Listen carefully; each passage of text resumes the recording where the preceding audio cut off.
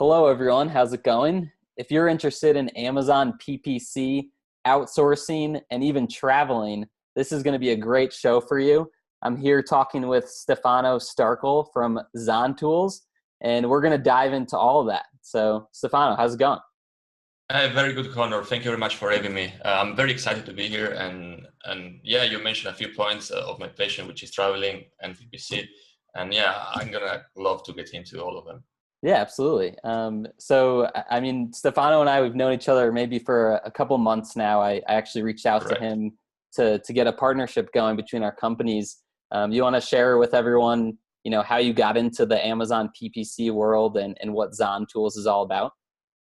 All right, so let's start from the end. zon.tools it answers a need that I had when I started selling on Amazon. Amazon is a great platform. You can make a lot of money. You can work remote. You can travel while doing it. And one of the major level you need to pull, or you need to be able to pull in order to grow and scale is PPC. Traffic is good. Traffic from outside Amazon is good, but traffic inside the native Amazon traffic, that's where everything shines, because that's where you have the most data, and you can look at the data and understand things and really see where your money is going and versus what strategy you want to do. And Amazon PPC keeps growing every single month, yes, right? It just keeps growing and growing, and Amazon's making it more advanced and giving sellers more opportunities, right?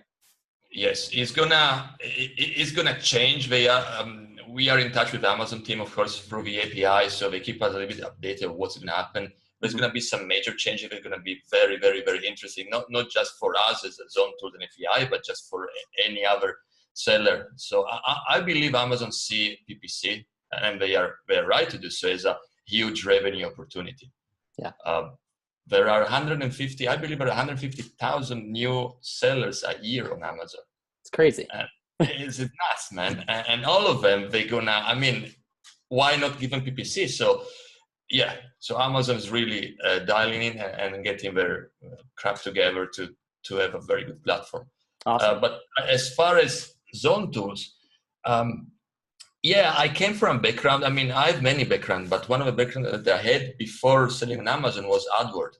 Nice. I had a small online travel website. I was doing just taxi bookings for Vietnam, because at the time I was living in Vietnam. Yeah. And all the traffic was generated through AdWords. So I went through all AdWords courses, what people do in order to learn something.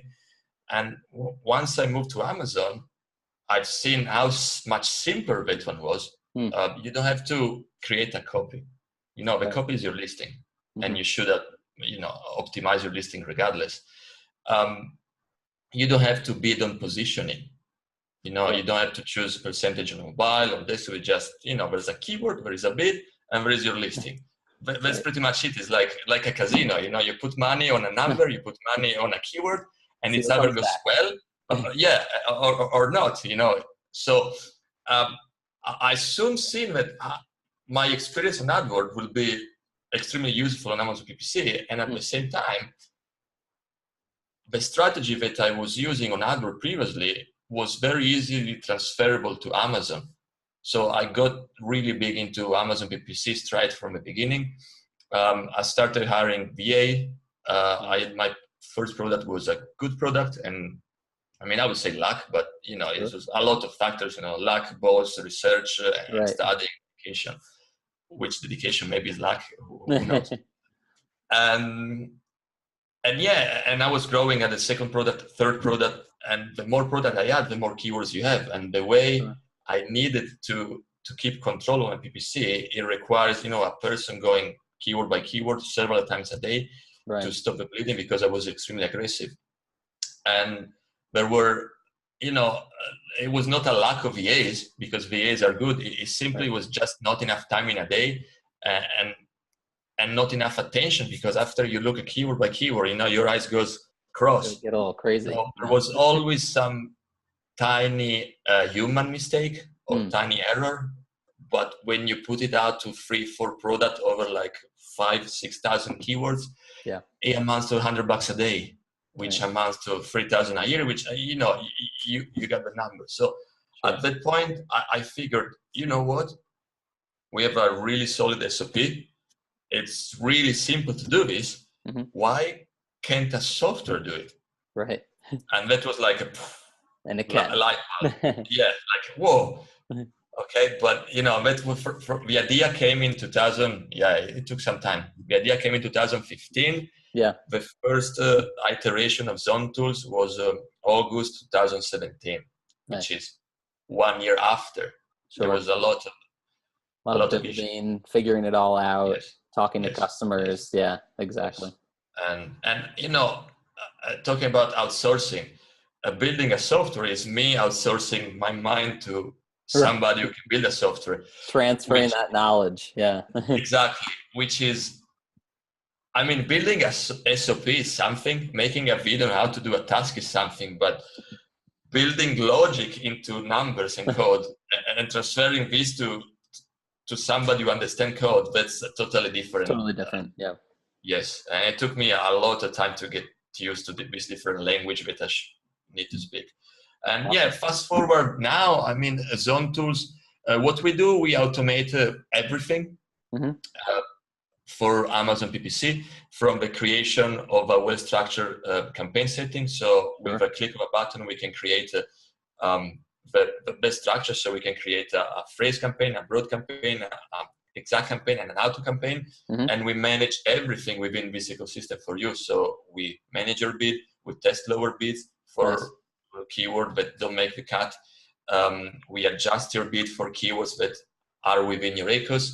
We do the mining, so we go through the report within this ecosystem of 4 campaigns, and we find keywords that are converted and are relevant, and we add them back. And as well as we find terms that are costing you money, and we negate them.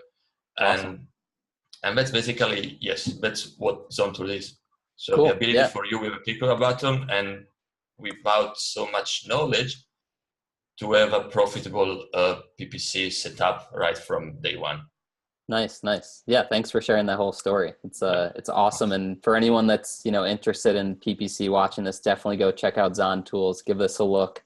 It's free right now, but it's not going to be forever. So get your hands on it while you can. So let's dive right into it. Right. Let's talk to someone who's a newer Amazon seller and they're just getting started with Amazon PPC.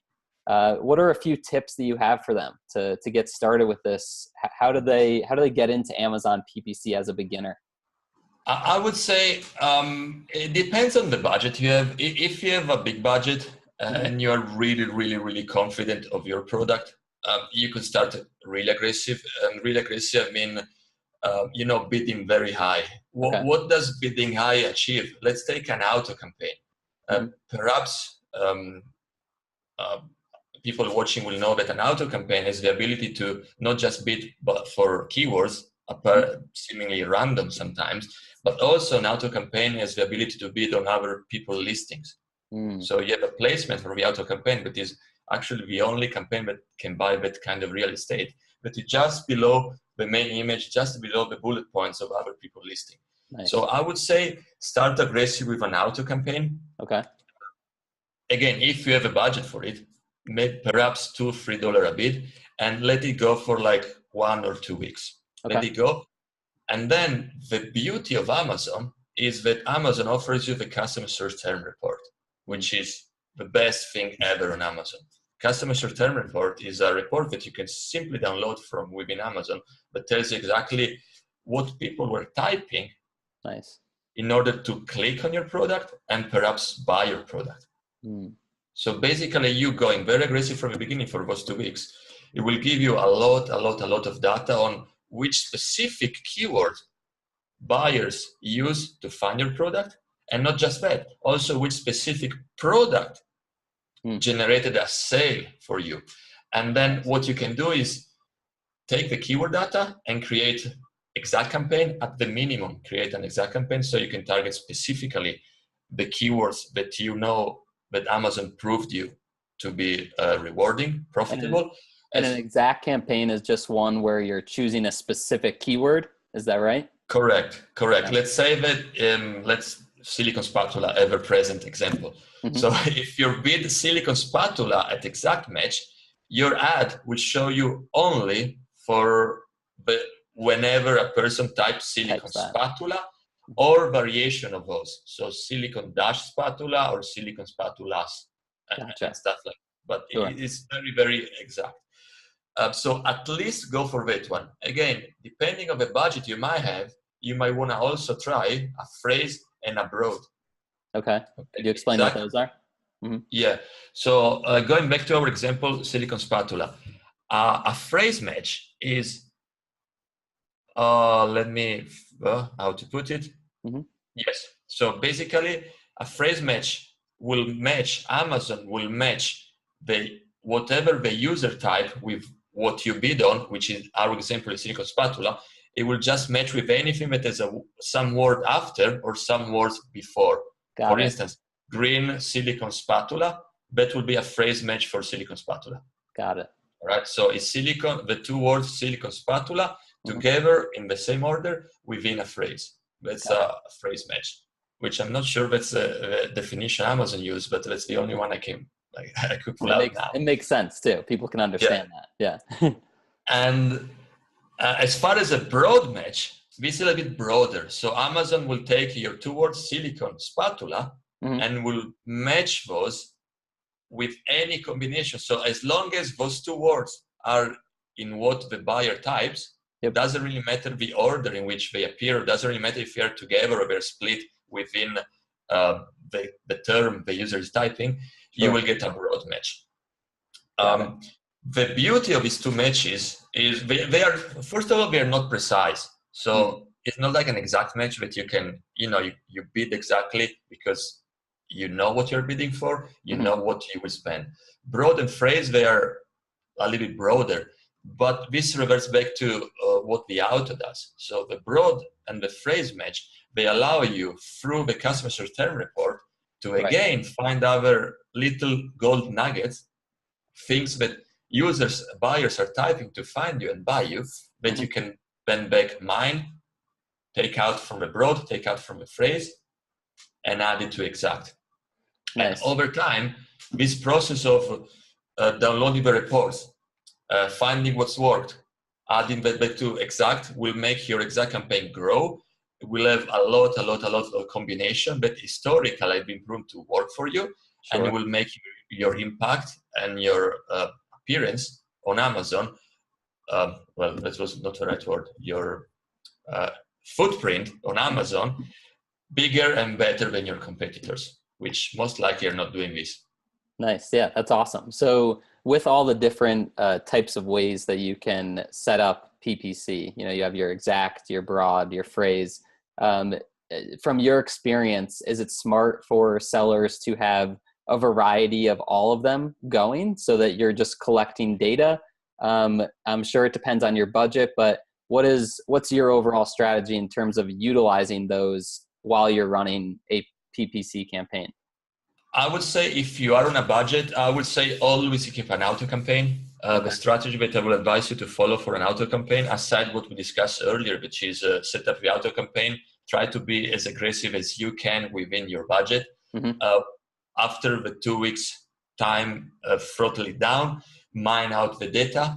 And by the time you set up an exact campaign, what you can do with the auto, you can simply play with your bids. So for example, if you have a target ACOS of 30%, meaning your profit margin 30%, you would be crazy if you were aiming to pay more than 30% on ACOS, because you will lose money each sale. So assuming that your profit margin 30%, your target ACOS should be at 30%, which is break even or below. Right. All right. So keeping this into mind, scenario, you have an auto campaign which you're bidding $2, and the resulting ACOS is 60%. Okay. What I would do, I would manually taking out a week at a time, generally looking at the previous 2 weeks. I will simply adjust the bid, assuming that lowering the bid to 1, so halving the bid, perhaps will halve my ACOS. Got it. And that's what I will do as far as the auto campaign goes, while again leverage the customer return report, mining out the good terms and looking at the bad terms, and negate them out of the auto. So that mistakes are good. You will pay for crap, but you will be crazy to pay twice for crap. So learn what crap you don't want to pay for and add it as negative, so that the system, Amazon, will not show you up for that anymore. This as far as the auto goes. Sure. And then the exact we discussed earlier is the one that you can really fine tune your spending. And depending on your budget, I will at least add, if you have restraint on budget, I will go just for a broad campaign. Okay. If you don't have restraint, if you have a bigger budget, because perhaps you have already another product that's generating cash flow, sure. I definitely will go for a broad and a phrase, because in my experience, Amazon likes more phrase matches. So every time I run all 3 campaigns in parallel, the exact gets the most impression. And then between the broad and the phrase, Amazon prefer to show you up for the phrase match. Okay, that's good to know. And but with a restrained budget, I will start with broad, simply because it's a bigger pool to fish out. Right. Yes. And overall, your goal is to get as many researched keywords into your exact campaigns. Is that right? You want to find the ones that are your home runs. Correct. I know that with these, my ACoS is X amount, and that I'm getting this many sales every time I spend this much. But that's exactly true. Yes. Yeah. That's like, like when you watch a movie and you know the movie from the beginning to the end. Yeah. That's the exact match. You know that if you bid that amount, you will be positioned here and you will make that much money. And there is really no variables around that. So that's ideally what you want. You want to leverage the intelligence from auto and broad matches to distill this group of keywords, which allows you to plan and strategize on. Nice. Yeah, that's awesome. I think that's really great information for someone who's just learning about PPC. It really breaks it down. You broke it down easily so they can understand what their options are and then how they could actually approach it. So that's really helpful. Let's do one tip that you would give to someone who's been doing PPC for maybe a year already, and they're looking for some way to switch things up. They've found some good exact keywords and that's working, but they're looking for some new inspiration. Is there anything you could offer them, or anything they should go and look at? I know you said the reports are really useful, but anything that comes to mind that could be useful for them? What I would say is, oftentimes the auto campaign report, which is customer certain report, you oftentimes see asins in there. Okay. And like we said before, the asin is simply a sale that it was generated on somebody's listing. But there's a lot of gold in there that a lot of people don't think of. So you could simply go and look at all those asins on which you generated a sale and understand, put yourself in the buyer perspective and understand why somebody looking for this specific product ended up buying me. Am I relevant? Do I want to keep bidding on this person? Because if that's the case, you can look at the copy of this another listing and you might want to implement something with your own listing in order to make that happen more often. Nice. At the same time, what you might want to do, you might want to try to appear, there's a BOGO. Users who bought this also bought. Sure, right. A suggestion. Yeah. Yes. If you have generated a sale on that specific asin and you're not in that position, that's something you might want to try to be on. And you can set up campaigns. They're called BOGO campaigns, in which you basically offer 99% discount on your specific product. And you sell, you sell their product and you attach your one at 99% discount. The buyer doesn't really realize what's going on. He just buys 2 at price of 1, so he doesn't know. But eventually, doing this over time, you will stick to that position. So again, that's going to be an additional. You leverage the intelligence of the auto to create an additional channel and basically free traffic. The second one, and the third one is product ideas. If you sold from this listing, there could be a likelihood that your audience, the audience of people that like your product, might like also that product. Sure. All right. So those are the 3 things that, aside from the exact, I remember, I know you asked me about exact match, but I moved the Yeah, argument no, on it. that was all super useful. And I think that's a lot of people just ignore the async. We look at reports as, oh, this is gibberish, Right. ditch it. But there's a lot of gold in there. There could be opportunities there. Okay, awesome. Yes. Yeah, it's great to know. Cool. Thanks for all those tips. I think people are going to find that useful. How about for sellers who they're learning about PPC, but they don't feel confident or they don't want to run it themselves? I know we talked about zon.tools being a great way that could help you out. Do you have any experience though outsourcing any of it? I know you learned a lot about it, but I'm sure it becomes a lot of work at a certain point. Have you had any success outsourcing PPC work or bringing in virtual assistants to help you in that manner? We, at a point in my business, on my Amazon business, we had a team of 8 people, 2 of which were focused on PPC. Okay. And the other 6 different things like customer service, sourcing. Sure. And, I didn't wake up one day with 8 people under me. Right. It was like a very painful process. Yeah. My first hire was, and that's I think is a smart hire. I couldn't handle any more customer service. Customer service is like the death of me. Yeah. I know how important it is in a business, and me not liking it was like a huge bottleneck at the time. Oh, I bet. So my first hire, I figured, you know what? If I hire a writer, I have somebody good writing back to my customers, but also somebody who can take customers' feedback and turn them into blogs. Nice. From a brand. And that was like, again, another idea. So that's awesome. My first time was a writer, and now you're gonna ask how. I mean, it seems simple. Your customer service, you just answer emails. It's not for a writer. No, so not for Amazon either, because Amazon's very specific in how you have to answer their customer service emails. We went through many iterations of strategy and systems. What we find sticking, both it was a cooperation. I mean, it was me and my VA, my writer from the Philippines, and man, it was like we were like from different places of the planet, but it was like sitting at a coffee table. So, all right, how can we make it work together? Like a proper relation. I started working with Asana. Okay. It's not that much of a steep learning curve. But basically, Asana allows you to manage projects. Right. It's extremely flexible, so you can build up teams, you can build up projects, you can give deadlines for one-off projects, and in our case was for recurring projects. So one time a week you gotta do this. Sure. Every Monday, Friday, and Thursday you gotta publish a blog.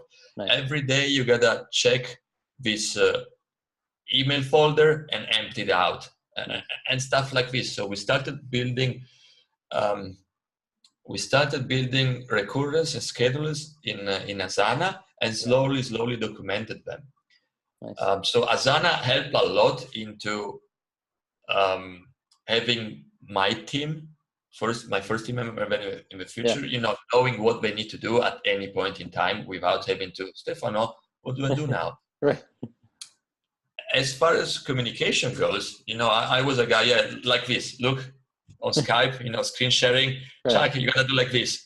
Yeah. And then the day after, he didn't do it. All right, I showed you yesterday. Why you don't understand? Right. And that's not the way to go about it. So after many iterations, I realized that they need context. Right. So it's not just you gotta do this, but that's what we try to achieve. We are doing this, why?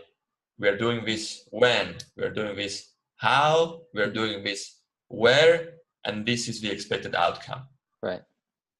And that was another light bulb. So basically, we started approaching Asana tasking, and that was the first thing that forced me in the first place to put out why you're going to do this, where you're going to do this, what we're trying to achieve, how, and everything. And that's something that I never did before that. Yeah. And that helped me a lot. Yeah. And not just me, but my team. Yeah, I mean, communication is just so big when you're working with anyone remotely. You need to come up with a system so that you can be on the same page. We use Trello a little bit. It's another task management software out there, and then we also use Jira with our development team because that's more geared towards developers, but they really love it, and it's been a great tool for us to track those tasks and explain what to be doing on a daily basis. So that's definitely a great piece of advice for business owners. If if you're getting into PPC, if you're eventually building out a team to help you manage all of it, you need to come up with a system so you can communicate with them and you can manage those tasks. Otherwise it could be very overwhelming. Yes. The last tip, aside from Trello, Asana was something that we liked for my Amazon business. Now we love Trello. Now we're working on zon.tools development. I love the visual interface of Trello, for which you can build containers and move priority up at the top and move them around. With the development of zon.tools, it's not really recurring tasks. It's just, all right, let's work on this. It's true. And I love Trello. And Asana, I think, was overkill for what we had to achieve. For zon.tools, that's why we changed Trello. So I think, like you mentioned, every platform, I think, has its own place for what you need to do. Yeah, agreed. And you just need to find the right one for your given situation. Correct. For sure. And again, it's like a hit and miss. And you're going to keep hitting because every time, eventually you're going to find. But going back to the last tip I think I can bring to the table is you need to communicate to people, to your team in different levels. A lot of people are visual, a lot of people like videos, and a lot of people like text. Sure. So over time, we learn that each piece of content, each piece of SOP, not just we need to set up very specific context, which is what I mentioned before, but it's better also to always write it down in a PDF with screenshots, build a mind map when possible, because again, screenshot and PDF will work for people who like to read. Right. Mind map is for more technical people, they just move the eyes and they see the flow. But also need always to be a video on the back. Nice. Because there need always to be a video in parallel to the either PDF or mind map, so that you actually see somebody doing the action. And that again was few things that took me a lot of trial and error to figure out, and a lot of book reading and masterminding and implementing.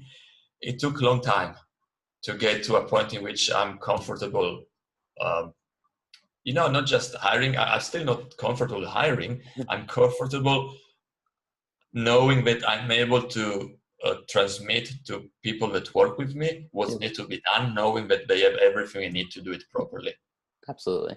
Yeah, that's definitely a huge learning curve. We went through the same thing. I think we hired and worked with VAs for maybe 2 years before we really figured out a system we were comfortable and confident in. So, don't get discouraged if you're a business owner and you're hiring your first VA or trying to build out a team and things don't go right at first. It's you're going to go through some ups and downs, and you just got to stick through it and keep working on the best system for yourself.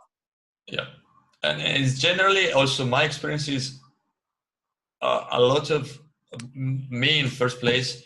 At the beginning, I tend to blame my team. Right. That's not the case. I mean, I know that you want to tell this story to yourself.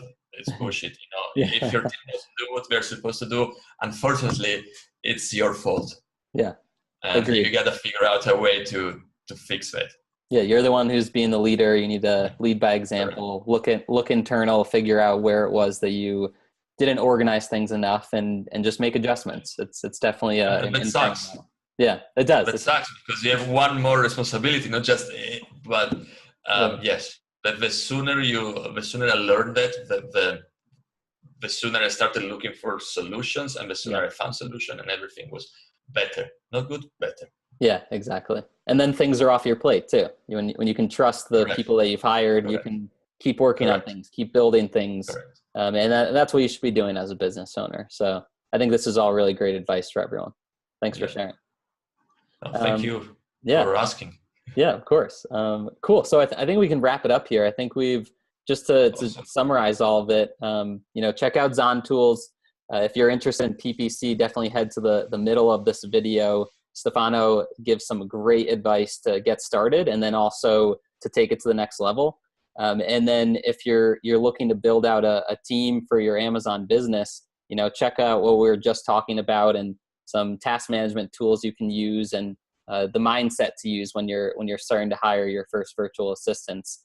And thanks for watching today. And Stefano, thanks for coming on and talking with me. No, Connor, again, thank you very much for having us. Awesome. Very enjoyed the chat. Hey everyone, I'm making content like this all the time. If you like this video, please comment and like below. Also, click the subscribe button to get even more content brought to you. Thanks again for watching, and I'll be back at the end of the next video to remind you again.